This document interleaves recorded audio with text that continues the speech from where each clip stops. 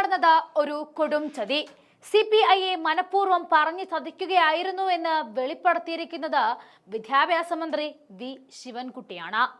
PM ശ്രീയുമായി ബന്ധപ്പെട്ട മുന്നണിയിൽ ഉടലെടുത്ത പ്രശ്നങ്ങൾ താൽക്കാലികമായി ഒന്ന് ഒതുക്കാൻ വേണ്ടി PM ശ്രീ മരവിപ്പിക്കാമെന്ന വാക്ക് CPIക്ക് കൊടുത്തിരുന്നു.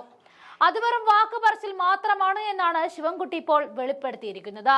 PM ശ്രീ പദ്ധതി മരവിപ്പിക്കണമെന്ന കേന്ദ്ര വിദ്യാഭ്യാസ മന്ത്രി ധർമ്മേന്ദ്ര പ്രധാനെ വാക്കാൽ അറിയിച്ചു എന്നാണ് മന്ത്രി വി ശിവൻകുട്ടി പറഞ്ഞത്. CPIക്ക് കൊടുത്ത വാക്ക് പ്രകാരം അയക്കാമെന്ന് പറഞ്ഞ കത്ത് ഇതുവരെ നൽകിയിട്ടില്ല. PM ശ്രീ പദ്ധതിയിൽ ചില കാര്യങ്ങളിൽ കുറച്ചുകൂടി വ്യക്തത വരുത്തേണ്ടതുണ്ടെന്ന ഘടകകക്ഷികളുടെ ആവശ്യം പരിഗണിച്ച പദ്ധതി പഠിക്കാൻ ക്യാബിനറ്റ് സബ് കമ്മിറ്റി രൂപീകരിച്ച കാര്യവും കേന്ദ്രമന്ത്രി അറിയിച്ചുവെന്നും രേഖാമൂലം പിന്നീട് അറിയിക്കുമെന്നും വി ശിവൻകുട്ടി ന്യൂഡൽഹിയിലാണ് മാധ്യമങ്ങളോട് തുറന്നു പറഞ്ഞത്. കേന്ദ്ര വിദ്യാഭ്യാസ മന്ത്രി ധർമ്മേന്ദ്ര പ്രധാനുമായുള്ള കൂടിക്കാഴ്ചയ്ക്ക് ശേഷം മാധ്യമങ്ങളോട് സംസാരിച്ച ശിവൻകുട്ടി പറഞ്ഞത് ഒരു വെളിപ്പെടുത്തലാണ്.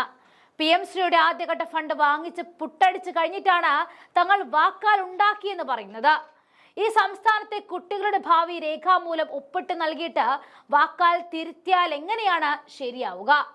മുന്നണി മര്യാദകൾ ലംഘിച്ചുകൊണ്ടായിരുന്നു CPM തന്നിഷ്ടപ്രകാരം PM ശ്രീയിൽ ഒപ്പുവെച്ചത്. 16-ാം തീയതി ഒപ്പുവെച്ചിട്ട് 22-ാം തീയതി നടന്ന മന്ത്രിമാരുടെ യോഗത്തിൽ CPI മന്ത്രിമാർ PM ശ്രീയെ അനുവദിക്കില്ല എന്ന് പറഞ്ഞപ്പോൾ തലയാട്ടി സമ്മതിച്ചു. സത്യത്തിൽ അകമേ ചിരിച്ചുകൊണ്ട് പുറമേ വൈരാഗ്യം കാണിച്ചതായിരിക്കാം. എന്തായാലും സ്വന്തം മക്കളെ രക്ഷിക്കാൻ വെല്ലോന്റെ മക്കളെ കുരുതി കൊടുക്കുന്ന ഈ ഏർപ്പാട് എന്തായാലും അസലായിട്ടുണ്ട്. ഇനിയൊന്ന് മാറി ചിന്തിക്കുകയാണെങ്കിൽ തങ്ങളെ പറഞ്ഞ് പറ്റിച്ചതാണെന്ന് മനസ്സിലാക്കിയിട്ടും എന്തുകൊണ്ട് CPI കുലുങ്ങുന്നില്ല? ഇനിയിപ്പോ രണ്ടുപേരെയും കൂടി നടത്തുന്ന നാടകമാണോ ഇതെന്ന് കൂടി സംശയിച്ചു പോകണം. കാരണം സ്വർണ്ണപ്പാളി വിഷയം കത്തി നിൽക്കുമ്പോഴാണ് PM ശ്രീയുടെ കടന്നുവരവും മന്ത്രിമാരുടെ പിണക്കവും മുന്നണി പോരും നടന്നത്. അതോടെ മാധ്യമങ്ങൾ പോലും സ്വർണ്ണപ്പാളി വിഷയം വിട്ട് LDFിലേക്ക് ശ്രദ്ധ തിരിച്ചു.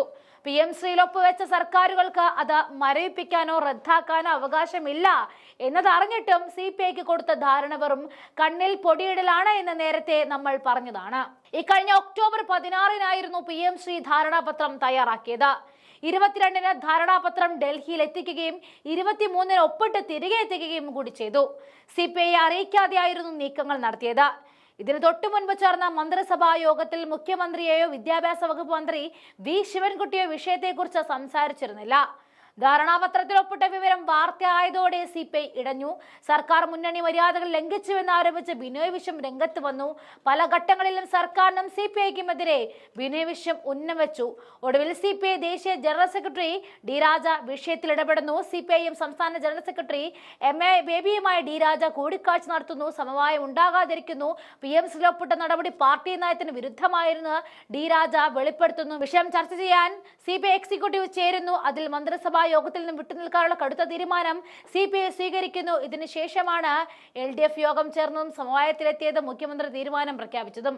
ഇതാണ് നമുക്കറിയാവുന്ന കഥ. പക്ഷേ ഒരു വിധത്തിൽ സർക്കാർ താഴെ വീഴുമെന്ന അവസ്ഥ നിൽക്കുന്ന സമയത്ത് ദേവസ്വം മന്ത്രി രാജിവെക്കുമെന്ന അവസ്ഥയോട് അടുക്കുമ്പോഴാണ് ഒരു PM ശ്രീ കഥയും മുന്നണി തർക്കവും എത്തുന്നത്.